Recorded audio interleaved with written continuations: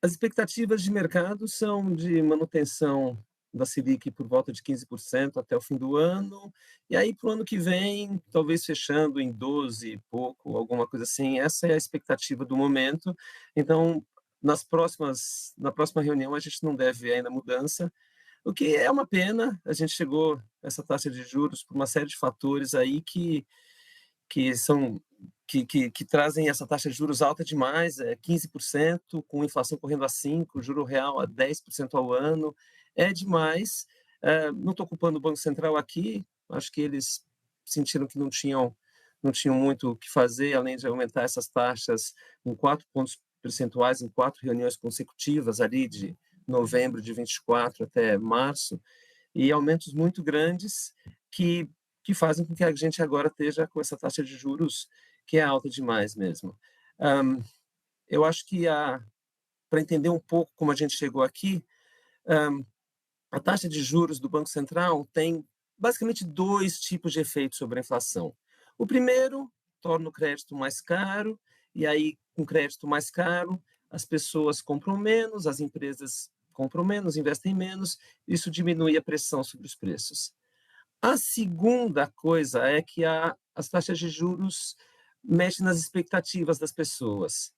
E por uma série de fatores e pelas falas do presidente Lula nos 2 primeiros anos, quando o Galípolo tomou posse, havia muita desconfiança que o Galípolo ia ser mole com a inflação, o Banco Central, a partir dali, não ia aumentar os juros, se tivesse inflação, ia tentar contemporizar.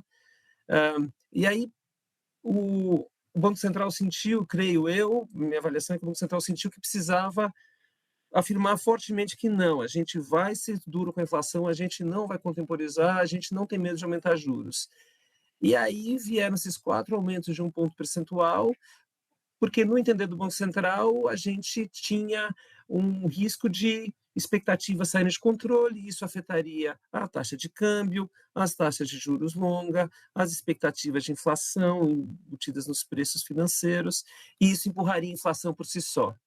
Então esse 15% veio meio que para dar um recado e acho que até funcionou, a inflação está vindo.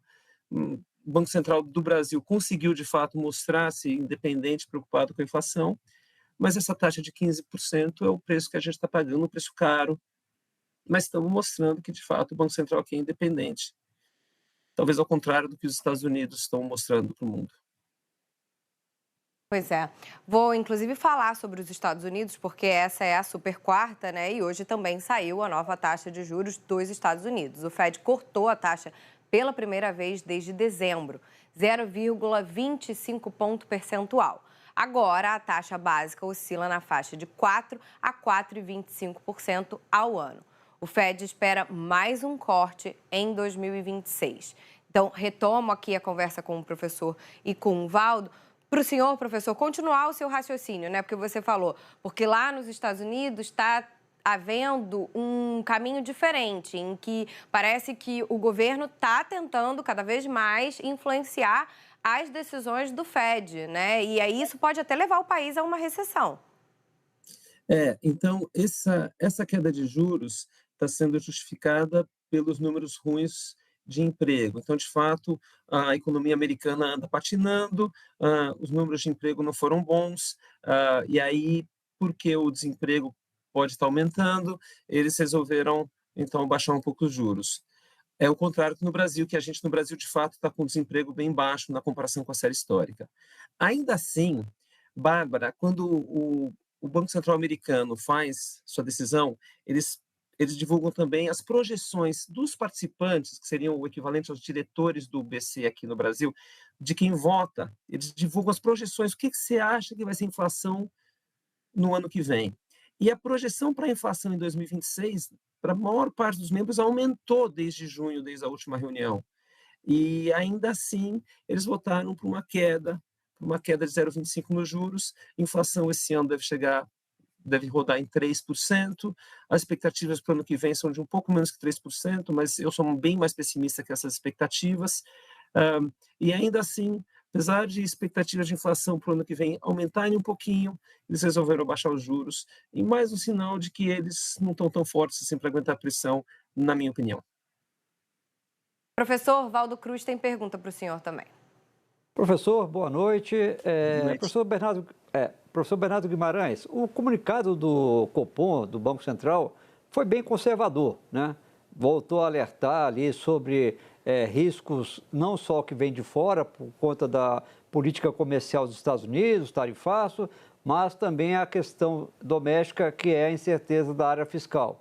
E aí disse que, olha, é preciso manter essa taxa por um período bastante prolongado. Mas, pelo que eu entendi da fala do senhor, o senhor acha que talvez no final do ano já pudesse ser, já haveria algum indicativo de que pudesse ter uma queda nos juros já em dezembro, na última reunião do ano, que o Copom, por enquanto, não sinalizou?